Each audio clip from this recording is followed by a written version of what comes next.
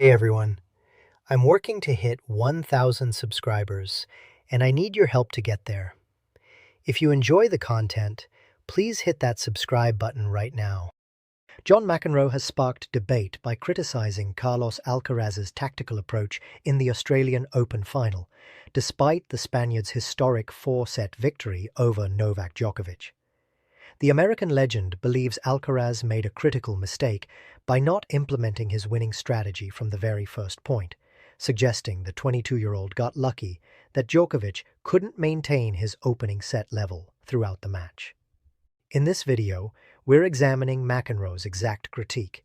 What changed after that brutal first set? Whether the criticism is fair given Alcaraz's 5.5-hour semi-final battle against Zverev, and what this reveals about the fine margins between championship tennis and championship strategy. Let's paint the picture of what actually went down in Melbourne on Sunday, because context matters when you're talking about tactical mistakes at the highest level of tennis.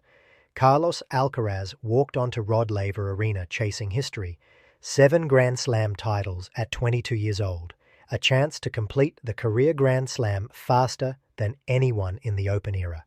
Standing across the net, Novak Djokovic, 37 years old, holder of 24 major titles, winner of 10 Australian Open crowns, and a man who had never, not once, lost a final in Melbourne.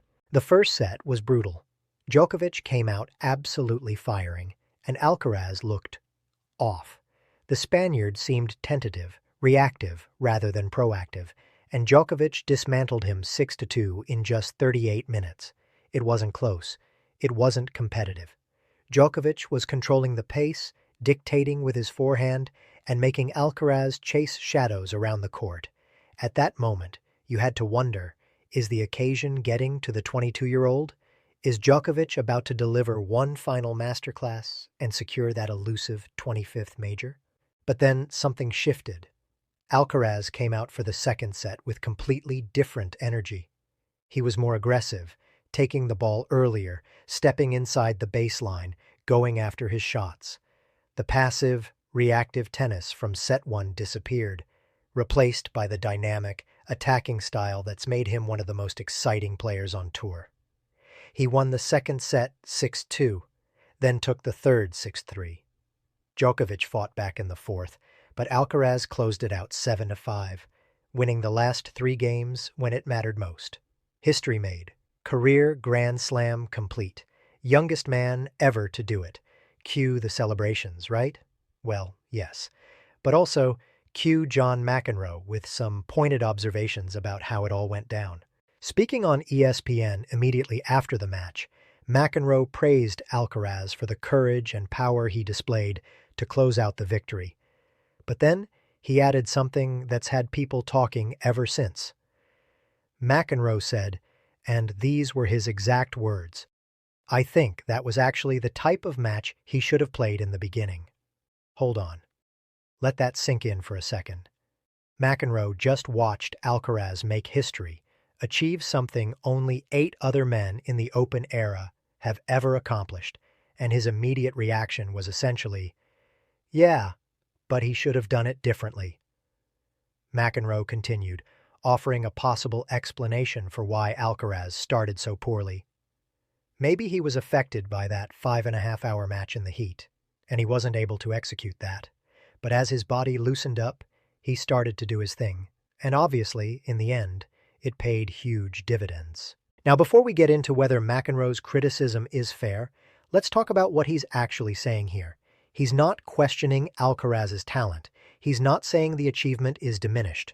What he's pointing out is a tactical mistake, that Alcaraz had the right game plan, but he didn't implement it from ball 1. And in McEnroe's view, that's a problem. Because against a player like Djokovic, you can't afford to gift him a set while you're figuring things out. You might not get the chance to come back. Patrick McEnroe, who was commentating alongside his brother John, jumped in with his own take, and it was more complimentary. He praised Alcaraz's tactical awareness and gave credit to his team for making the necessary adjustments. Patrick said, "His tactical awareness, I think, is outstanding. You've got to give him and his team credit for that. We know about the shot-making ability. We know about the pure talent. We saw his grit, his determination in that struggle against Zverev with the heat, with the cramps, but I think we saw some really high tennis IQ. So you've got both perspectives right there in the commentary booth. Patrick sees the adjustment as evidence of intelligence and coaching excellence. John sees it as evidence that Alcaraz left something on the table by not starting with that approach. The thing is, they're both kind of right, and that's what makes this so interesting. Let's talk about what John McEnroe is really getting at here. In his playing days, McEnroe was famous for his tactical acumen. The guy could read a match like nobody else. He understood patterns, he saw weaknesses, and he exploited them ruthlessly. When he says Alcaraz should have played differently from the start, he's coming from a place of genuine expertise. He's seen this movie before. He knows what happens when you let a player like Djokovic or Borg or Lendl in his era get comfortable and find their rhythm. They make you pay. McEnroe's implicit argument seems to be this: if you know the game plan that works, why wait until you're down a set to implement it? That first set against Djokovic was 38 minutes of essentially handing the Serbian free confidence, free momentum, free belief that he could win this match. And Djokovic is exactly the type of player who will capitalize on that. If he'd maintained that level throughout the entire match, Alcaraz might not have had the chance to mount a comeback. There's also this. McEnroe suggested that Alcaraz was a little lucky that Djokovic was not able to maintain that incredible level throughout the match.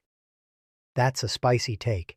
It implies that Djokovic's fade was less about Alcaraz forcing him into errors and more about the 37-year-old's tank running empty after his brutal 5-set semifinal against Jannik Sinner just 2 days earlier. And you know what? There's probably some truth to that. Djokovic looked exceptional in that first set. The forehand was penetrating, the serve was clicking, the movement was sharp. But as the match wore on, you could see the cumulative fatigue setting in. His first serve percentage dropped. He started missing routine shots he'd been making in set 1. His legs weren't quite as fresh on the big points. That 5-setter against Sinner, where he saved a match point in the 3rd set tiebreak, clearly took something out of him. So McEnroe's point is valid. If Djokovic had been able to sustain that first set level, Alcaraz's slow start might have been fatal. The fact that it wasn't fatal doesn't mean it wasn't a mistake. Now let's flip this around and look at it from Alcaraz's perspective, because there's context here that matters. The kid had just played a 5-hour, 27-minute semifinal against Alexander Zverev 2 days earlier. Not just any 5-hour match, the longest semifinal in Australian Open history. He was up 2-0, nearly closed it out in straight sets. Then Zverev fought back. Alcaraz cramped up badly in the 3rd set, needed a controversial medical timeout, could barely move for stretches of the match, and somehow still found a way to win in 5 sets. Think about what that does to your body at 22 years old. The physical toll is obvious: the legs, the stamina, the recovery time. But there's also the mental and emotional exhaustion. You're riding this incredible high of having battled through one of the toughest matches of your life, and now you've got 48 hours to recover and prepare for the biggest final of your career against the greatest defensive player in tennis history. McEnroe acknowledged this possibility when he said Alcaraz maybe was affected by that 5.5-hour match in the heat. That's not a throwaway line. It's a legitimate factor. When your body is still recovering, sometimes you can't execute the game plan you want to execute, even if mentally you know what you should be doing. Your legs don't push off the way they should. Your timing is slightly off. You're a half step slower than usual, and against Djokovic, that's all it takes. So maybe, just maybe, Alcaraz wasn't making a tactical mistake so much as dealing with physical limitations that sorted themselves out as the match progressed and his body loosened up. That would explain why the transformation happened so dramatically between sets 1 and 2. It wasn't necessarily that he figured something out tactically, it was that his body started responding the way he needed it to. But here's where McEnroe's criticism still has bite. Professional tennis at the Grand Slam level demands that you find a way regardless of the circumstances. Everyone's dealing with something. Djokovic was dealing with his own brutal five-setter just 2 days earlier. He's also 37 years old, which means his recovery time is significantly longer than Alcaraz's. If anything, the physical advantage should have belonged to the 22-year-old, not the guy pushing 40. What makes this debate so fascinating is that we're arguing about a match Alcaraz won. He made history. He completed the career Grand Slam at an age when most players are still trying to win their first major. The result speaks for itself. And yet, McEnroe's point lingers. What if Djokovic had maintained his level? What if that first set game plan from Alcaraz had cost him the match? This gets at something fundamental about how we evaluate performance in sports. Do we judge based purely on results, or do we factor in the process? In results-based thinking, Alcaraz's approach was perfect because he won. In process-based thinking, Alcaraz made a mistake that happened to not be punished because his opponent faded. McEnroe is clearly in the process camp. He's looking at the chess match within the match, and he's saying Alcaraz left himself vulnerable unnecessarily. There's another angle worth considering here. McEnroe has always been an advocate for aggressive, attacking tennis. He hated defensive grinding. He believed in taking the initiative, dictating play, putting pressure on your opponent from the first ball. That's how he played. That's the tennis he respects. So when he watches Alcaraz play passively and reactively in the first set, only to flip the script and play aggressively in the next 3 sets, his reaction is, "Why didn't you do that the whole time?" It's a fair question. Alcaraz, at his best, is an aggressive, dynamic player. He takes the ball early. He goes for his shots. He uses his incredible speed and anticipation to turn defense into offense. That's the Carlos Alcaraz who has won 7 Grand Slams.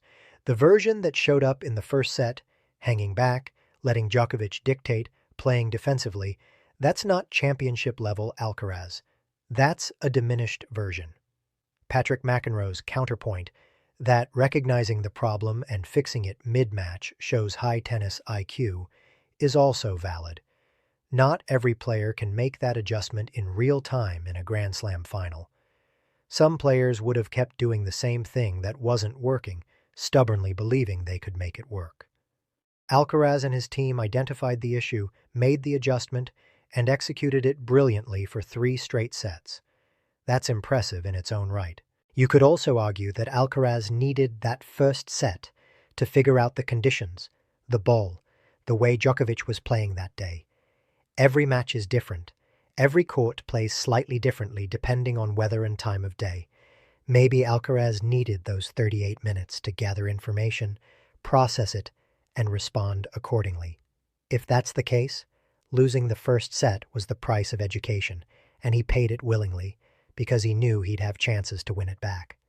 But McEnroe would probably say, that's an expensive education.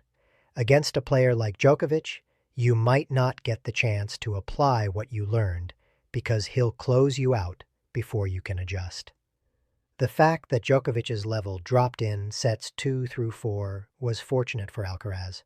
It created the space for that adjustment to matter. Let's also talk about what happened during the match that adds context to all of this. Between losing the first set and coming out for the second, Alcaraz had a conversation with McEnroe courtside. And according to John, Alcaraz was completely relaxed about the situation. This is a kid who just got destroyed 6-2 in the first set of the Australian Open final, and he's cracking jokes with the commentators. That tells you something about his mentality. McEnroe mentioned this in his post-match commentary, noting that Alcaraz came over to chat about 3 times during the final, just as he had done in his previous matches. Even down a set, he maintained that carefree attitude that's become his trademark. Some people might see that as concerning. Shouldn't you be more focused, more intense when you're down a set in a Grand Slam final? But maybe that relaxed demeanor is exactly what allowed Alcaraz to reset mentally and come out firing in the second set. There's no one right way to handle pressure. Djokovic gets intensely focused and serious. Nadal gets into his rituals and superstitions. Federer maintained an almost supernatural calm. Alcaraz stays loose and light. All of them have won multiple majors, so clearly different approaches can work. But McEnroe's point about the tactics remains separate from the mental approach. You can be relaxed mentally while still being aggressive tactically. Looking at the bigger picture, this debate touches on something interesting about Alcaraz's development as a player. At 22 years old with 7 Grand Slams, he's obviously doing something right. But is there room for improvement? Absolutely. And maybe that's what McEnroe is really getting at.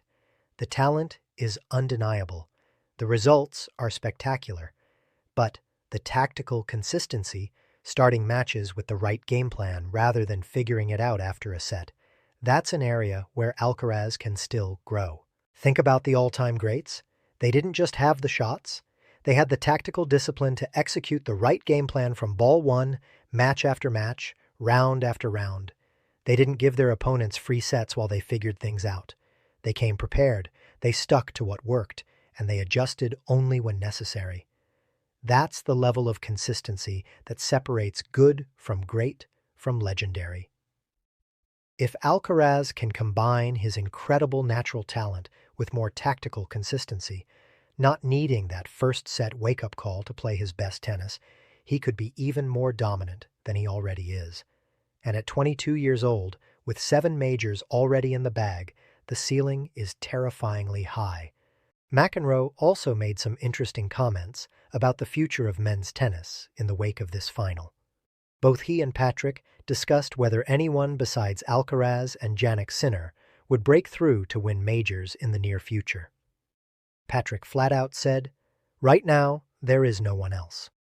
John agreed, but added that we should be grateful Alcaraz and Sinner have stepped into the void left by the big three and kept interest levels high. That's the context in which McEnroe's criticism exists. He's not trying to tear Alcaraz down. He's holding him to the highest possible standard because he believes Alcaraz is capable of meeting it.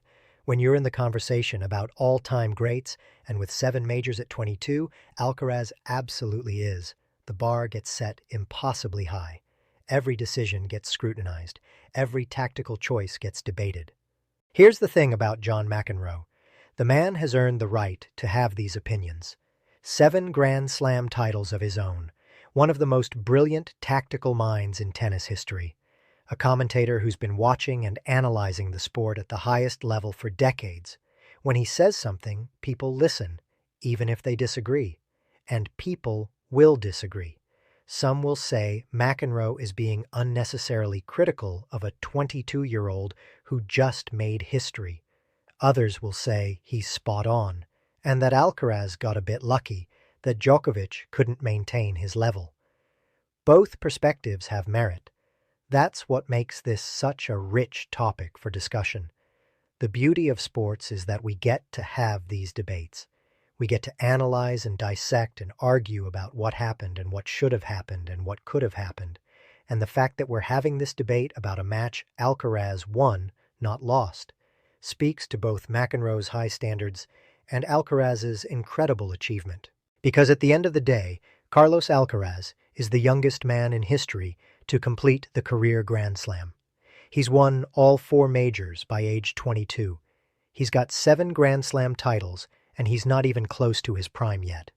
Whether he made a tactical mistake in the first set or not, whether he got lucky with Djokovic's fade or not, whether he should have come out more aggressive from the start or not, none of that changes the result. None of that diminishes the achievement. But McEnroe's criticism does add an interesting footnote to the story.